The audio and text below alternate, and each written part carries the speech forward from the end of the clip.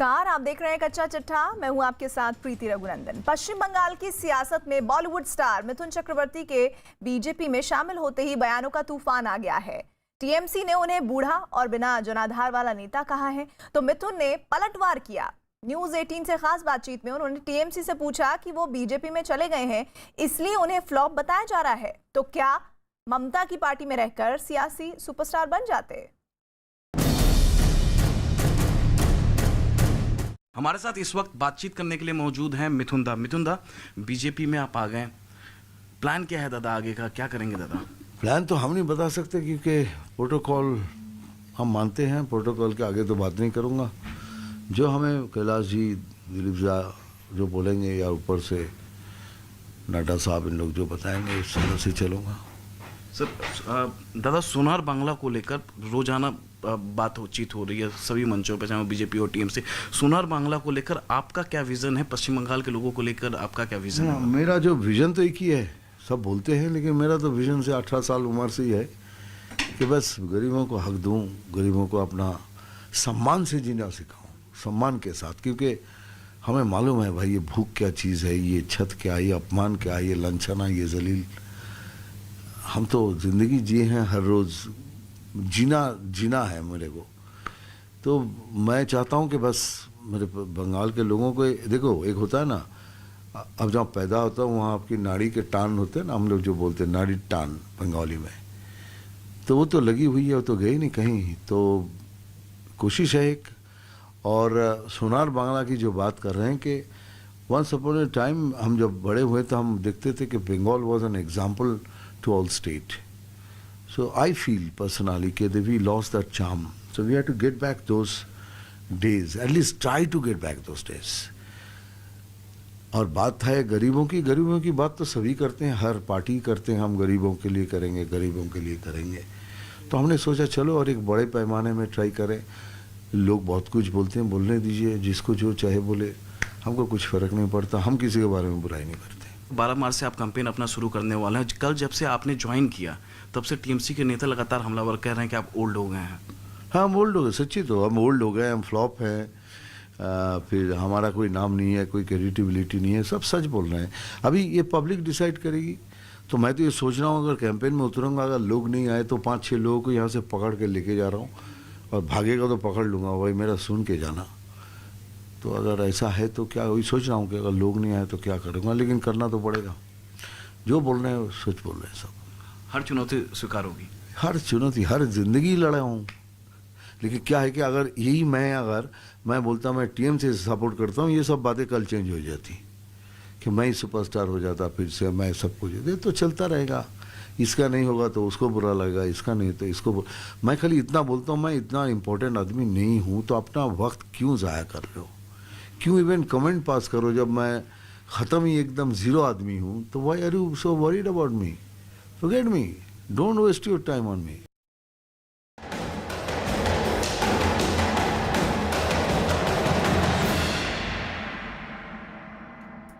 और ये बात करते हैं बुलेटबाज शी की। चीन एक तरफ तो भारत से दोस्ती की बात करता है, संबंध सुधारने की वकालत करता है, दूसरी तरफ चीन बुलेट वाली साजिश रच रहा है। चीन अरुणाचल प्रदेश से 50 किलोमीटर दूर बुलेट ट्रेन दौड़ाने जा रहा है। तिब्बत की राजधानी ल्हासा से होते हुए चीन की ये बुलेट ट्रेन अरुणाचल प्रदेश के करीब तक पहुंचेगी।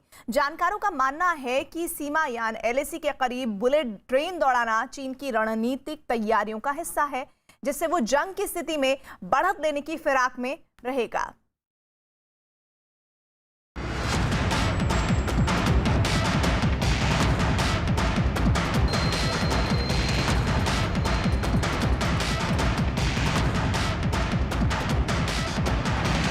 बॉर्डर के करीब चीन की बुलेट साजिश।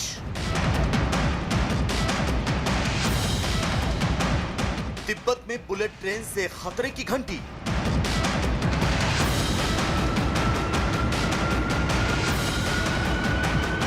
शी जिनपिंग का सीमा पर रेल वाला खेल।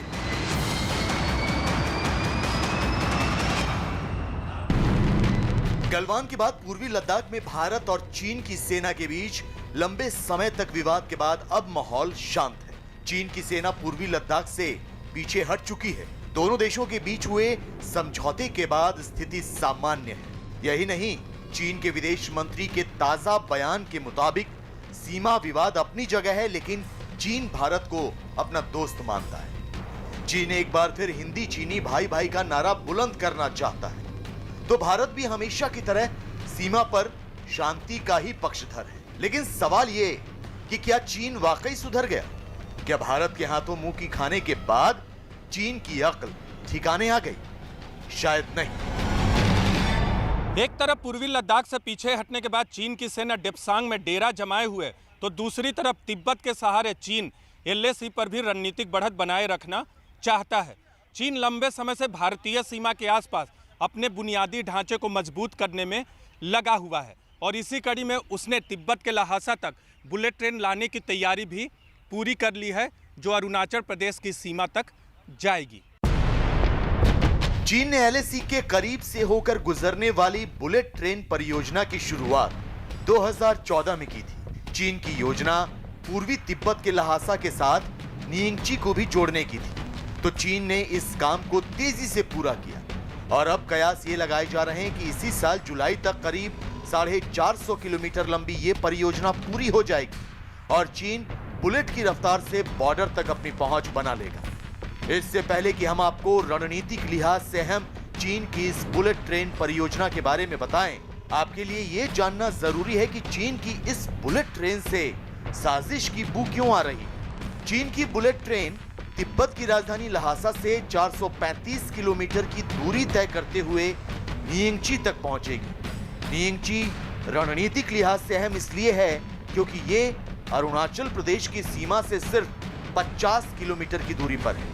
सबको पता है कि चीन अरुणाचल प्रदेश को दक्षिण तिब्बत का हिस्सा बताकर अपना दावा जताता रहा है। चाइना अभी एक बुलेट ट्रेन बना रहा है अपने लासा तक। लासा कैपिटल है तिब्बत का, और वो बुलेट ट्रेन इसलिए बना रहा है कि वो पहली बात है उसका टेरेन है, अलाउ करता है, वो प्लेटो है, सारा बनाना आसान है।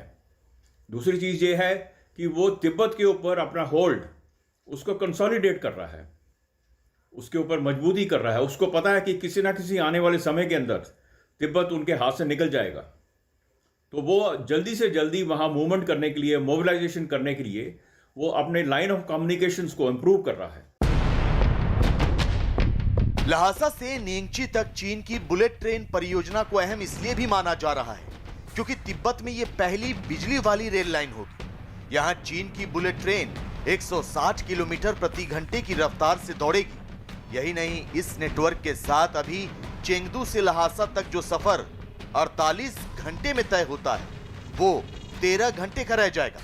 तो आपको बता दें कि नियंगची इलाके पर चीन कुछ ज्यादा ही ध्यान दे रहा है और इस बुलेट ट्रेन परियोजना के बाद सिचुआन प्रांत की राजधानी चेंगदू से नियंगची तक 1000 किलोमीटर से भी लंबा रेल नेटवर्क बना रहा है ताकि मेनलैंड चीन के साथ अरुणाचल बॉर्डर का सीधा संपर्क बन सके। जाहिर है चीन बॉर्डर के करीब तेजी से निर्माण कार्य कर रहा है। चीन एलएसी तक अपनी पहुंच आसान बनाने की दिशा में काम कर रहा है।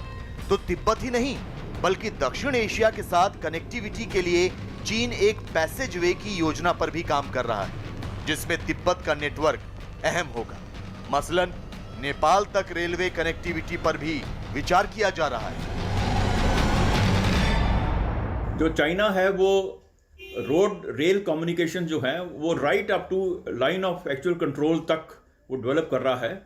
तो और ये आज से नहीं कर रहा, ये वो 80s से उससे भी पहले से कर रहा है। ये बहुत लॉन्ग टर्म प्लान बनाते हैं, 50 से 100 साल का प्लान बनाते हैं और आस्ता आस्ता काम करते हैं। इसमें दो राय नहीं कि लहासा से नियंगची तक चीन की बुलेट ट्रेन परियोजना भारत के लिए खतरे की घंटी है, जिसकी एक वजह है ये सैटेलाइट तस्वीर। सैटेलाइट तस्वीर से पता चला है कि तिब्बत की राजधानी लहासा में पीपल्स लिबरेशन आर्मी के मिलिट्री बेस में बड़े पैमाने पर अपग्रेडेशन का काम किया जा रहा है। ये तिब्बत के क्षेत्र में स्थापित चीन का सबसे बड़ा मिलिट्री बेस है। इस सैन्य अड्डे पर पहली बार निर्माण कार्य अप्रैल 2020 में देखा गया था, जिसके बाद जनवरी 2021 में भी ली गई सैटेलाइट तस्वीरों से पता चलता है कि यहाँ निर्माण कार्य अब भी जारी है। लहासा स्थित चीन के इस सैन्य अड्डे पर कई मिलिट्री प्लेटफॉर्म के अलावा गाड़ियों और तोपखाने को रखने के लिए नई सुविधाओं का निर्माण किया गया है। इसके अलावा कई नए गैरेज और प्रशासनिक इमारतों का भी निर्माण किया गया है। सड़क मार्ग से जुड़े होने के बावजूद इस सैन्य अड्डे में 3 हेलीपैड बने हुए हैं। यहाँ भी हाल के समय में सुधार का काम किया गया है। लिहाजा भारत के साथ चल रहे मौजूदा सीमा विवाद और तनाव के बीच चीन के रेल वाले खेल पर भारत पल पल निगरानी रखते हुए रणनीतिक तौर पर अपनी स्थिति मजबूत करने में लगा हुआ है। भारत भी इसके बारे में ये सोच रहा है। भारत भी अपने जो हमारे फॉरवर्ड एरिया जहां पॉसिबल हैं वहां रेलवे लाइंस उनको बनाई जा रही है, ब्रॉड गेज रेलवे लाइंस, उनको डबल लेन भी किया जा रहा है जहां पर पॉसिबल है। बट हमारी साइड में आप देखेंगे जो टेरेन है वो नॉर्दर्न बॉर्डर्स के ऊपर वो सारी की सारी बहुत रगेड माउंटेन्स हैं और वहां पर इस किस्म के कम्युनिकेशन आप बना भी लो लेकिन उसको मेंटेन करना वो बहुत मुश्किल है। चीन साल 2020 तक हाई स्पीड ट्रेन का 37,900 किलोमीटर का नेटवर्क बना चुका है, जिसे 2025 तक वो 50,000 किलोमीटर तक फैलाना चाहता है। तो 2035 तक हाई स्पीड रेल नेटवर्क 70,000 और पूरा सिस्टम 2 लाख किलोमीटर तक करने का ब्लूप्रिंट है। इस रेल नेटवर्क का विस्तार दक्षिण पूर्व तिब्बत से मेनलैंड तक किया जा रहा है। यही नहीं, चिंघाई तिब्बत रेलवे के बाद तिब्बत में सिचुआन तिब्बत रेलवे भी सक्रिय हो रहा है। मतलब चीन से तिब्बत और फिर LAC तक शी जिनपिंग की सेना की पहुंच आसान हो जाएगी। लेकिन चीन को भी यह अच्छी तरह मालूम है कि भारत भी LAC तक पहुंचने के रास्ते पर तेजी से काम कर रहा है। भारत भी हिमाचल प्रदेश के रास्ते रेल का जाल बिछा रहा है, जो चीन के नापाक इरादों को मटियामेट कर देगा।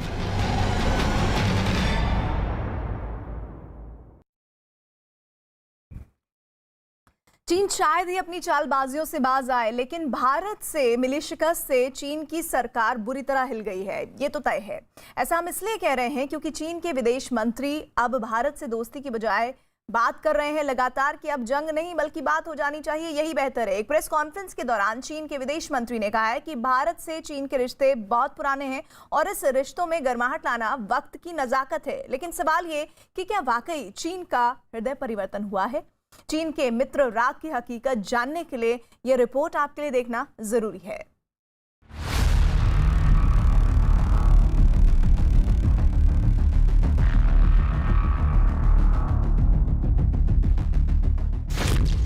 भारत से मात खाने के बाद चीन का मित्र राग। China and India have broad common interests. दुश्मनी छोड़ चीन करने लगा अब दोस्ती की बात। डोकलाम की घटना के बाद पूर्वी लद्दाख दूसरा मसला है जिसमें चीन को अपने कदम वापस खींचने पड़े। दोनों ही मामलों में भारत का पक्ष मजबूत साबित हुआ। तो पूर्वी लद्दाख से वापसी के बाद चीन अब महीनों के तनाव से हुए संबंधों के नुकसान की भरपाई में जुट गया है। चीन के विदेश मंत्री वांग यी ने कुछ ऐसी बातें कही हैं जिससे लगता है कि चीन पूर्वी लद्दाख की कड़वी यादों को भुलाकर भारत के साथ सहयोग की दिशा में आगे बढ़ना चाहता है। यकीन करना थोड़ा मुश्किल है, लेकिन एक प्रेस कॉन्फ्रेंस के दौरान वांग यी के तेवर ढीले नजर आए और वो भारत से दोस्ती की पैरोकारी करते दिखे। The China-India relationship is essentially about how the world's two largest developing countries get along and pursue development and rejuvenation together. As two ancient civilizations next door to each other and two major emerging economies, each with over 1 billion people, China and India have broad common interests and tremendous potential for cooperation. चीन के विदेश मंत्री वांग यी ने हाल ही में भारत के विदेश मंत्री एस जयशंकर से टेलीफोन पर 75 मिनट लंबी बातचीत की थी। तो चीन में भारत के राजदूत विक्रम मिस्त्री ने बीजिंग में चीन के उप विदेश मंत्री लियो झाओई के साथ बातचीत कर पूर्वी लद्दाख पर दोनों देशों की सेनाओं के पीछे हटने की प्रक्रिया पूरी करने के संबंध में बात की। ऐसे में अब चीन का हिंदी चीनी भाई भाई का नारा बुलंद करना साबित करता है कि रणनीतिक मोर्चे पर टकराव से चीन को तगड़ा नुकसान पहुंचा है। चीन सेना की छवि को ठेस पहुंची है। यही नहीं, चीन को भारत से तनातनी की वजह से व्यापारिक नुकसान भी उठाना पड़ा है और दोनों देशों के संबंध सबसे खराब दौर में पहुंचे। सवाल नहीं समझता कि चाइना पे खास तौर से अब जब से पूर्वी लद्दाख में जो उसकी हरकत थी गालवन वैली और पूरे उस क्षेत्र में, उसके बाद चाइना पे भरोसा करना ये काफ़ी समय लगेगा। ये जो ट्रस्ट डेफिसिट है इसको भरने में देखना ये है कि चाइना किस किस्म के कदम उठाता है, चाइना कितनी कोशिश करता है कि भारत को दोबारा से वो अपने संबंध उसी तरह बना ले जैसे पहले थे। ये चाइना के ऊपर निर्भर करता है। भारत से दोस्ती की कस्में चीन क्यों खा रहा है? गहराई में जाने से पता चलता है कि इसके पीछे भारत और अमेरिका का मजबूत होता संबंध भी एक कारण है। दरअसल ताइवान से लेकर दक्षिण चीन सागर जैसे तमाम मुद्दों पर अमेरिका चीन की मुखालफत करता रहा है। तो दक्षिण एशिया में अमेरिका का सबसे बड़ा रणनीतिक साझेदार बन चुका भारत भी इन मुद्दों पर चीन को घेरने में जुटा है। क्वाड से लेकर ऐसी तमाम कोशिशें हैं जिनसे शी जिनपिंग की पेशानी पर बल पड़ गए हैं। ऐसे में चीन नहीं चाहता कि भारत से उलझकर वो चौतरफा घिर जाए। चीन नहीं चाहता कि भारत और अमेरिका जैसे शक्तिशाली देशों से निपटने में उसे अपनी ऊर्जा खर्च करनी पड़े। लिहाजा चीन के तेवर अब नरम पड़ते नजर आ रहे हैं। भारत वन चाइना पॉलिसी पे विश्वास रखता है और उसका वो ताइवान को एक सेपरेट एंटिटी के रूप में नहीं मानता है, मगर साथ में ये भी है वो ये कभी भी नहीं चाहेगा कि चाइना सेना की मदद से ताइवान पे कब्जा करे। इसके वो खिलाफ है। वो ह्यूमन राइट्स वायलेशन भी वहाँ जो हो रहे हैं या जिस तरीके से हांगकांग में हो रहे हैं वो भी भारत को कि आम जनता उसको नकारती है, उसको पसंद नहीं करती। हालांकि चीन जैसा देश वैसा भेष वाली नीति पर काम करता है। वो मौके की नजाकत को भांपते हुए अपना नकाब भी बदलता रहता है। लिहाजा उस पर पूरी तरह भरोसा करना खतरा मोल लेने जैसा है। तो शायद यही वजह है कि भारत कूटनीतिक और सैन्य स्तर पर चीन से संवाद तो कर रहा है, लेकिन उसकी चालबाजियों पर भी पैनी नजर रखे हुए है। चीन सेना की हर हरकत पर ध्यान देने के साथ भारत अपनी सैन्य तैयारियों को पुख्ता कर लेना चाहता है ताकि भविष्य में चीन की किसी भी जुर्रत का माकूल जवाब दिया जा सके। भारत जो है इस विवाद के चलते हुए उसके घनिष्ठ संबंध अमेरिका से होते हुए नजर आ रहे हैं, बल्कि और घनिष्ठ संबंध हो गए हैं जो वो नहीं चाहता कि भारत अमेरिका से इस तरह के संबंध बनाए और एक बड़ी शक्ति के रूप में और इमर्ज हो जाए इंडो पैसिफिक क्षेत्र में। गेंद अब चीन के पाले में है। चीन चाहे तो सीमा पर शांति बनी रहेगी। चीन अगर कोई नापाक हरकत ना करे तो सब कुछ सामान्य रहेगा। लेकिन बातचीत की आड़ में अगर चीन ने कोई चाल चलनी चाहिए तो तनाव फिर से पैदा होगा, तलवारें फिर से खींचेंगी और दोनों देशों के आपसी संबंध एक बार फिर खराब भी हो सकते हैं।